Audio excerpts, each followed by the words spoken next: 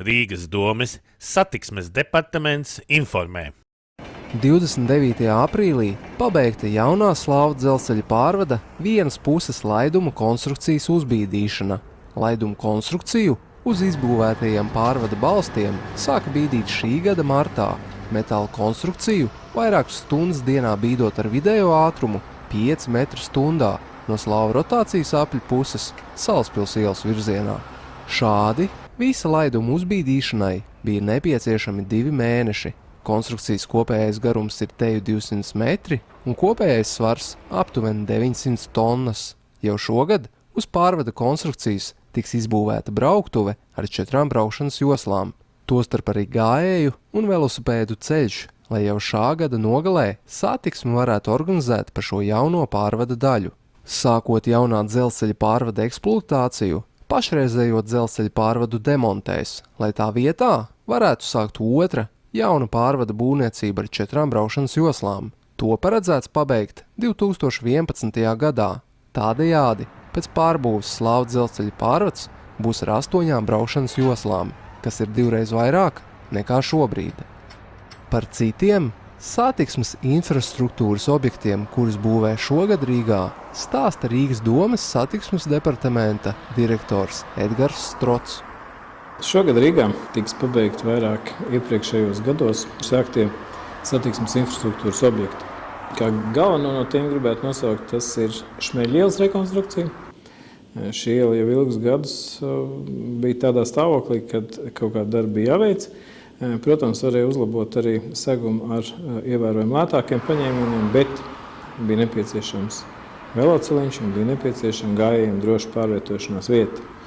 Atšķirībā no citiem pilsētas ielu posmiem, tad Šmeļa ielā tika izveidots šis veloceliņš un gājēju ietver atsevišķi no ielas, nedaudz dziļāk mežā, jo šie apstākļi to ļāva.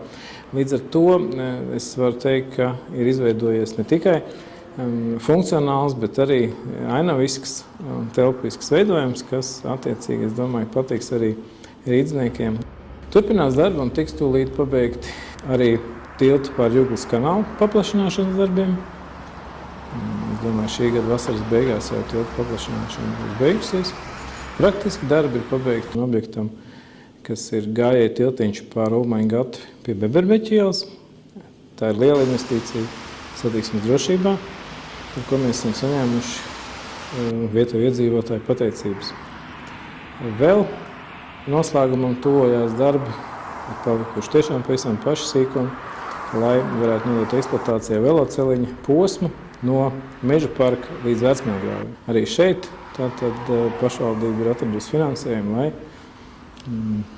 nodrošinātu drošu velosipēdistu pārvietošanos.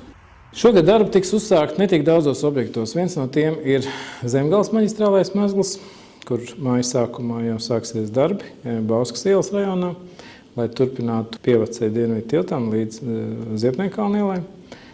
Un darbi jau ir uzsākti Juglas ielas turpinājumā, kur plānots ir Juglas iela pa jaunu trasi izbūvēt līdz Lubānas un Daglava ielas rotācijas apli. Vēl darbi turpinās Vairoga Gaujas 2 līmeņu šķērsojumu izbūvē, kas ir posms no Austrumu maģistrāles.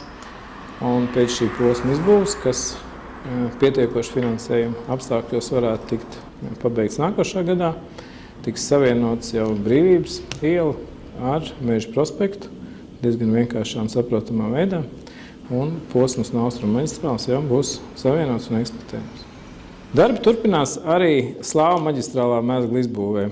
Šie paši vērienīgākie darbi, kas šobrīd notiek satiksmes infrastruktūrai Rīgā. Un darbi šeit turpināsies vēl līdz 11. gadam, kad pilnībā tiks nodots jau 3 līmeņu šķērsojums un jauns satiksmes pārvads pār dzelzceļu Slāvu ielā.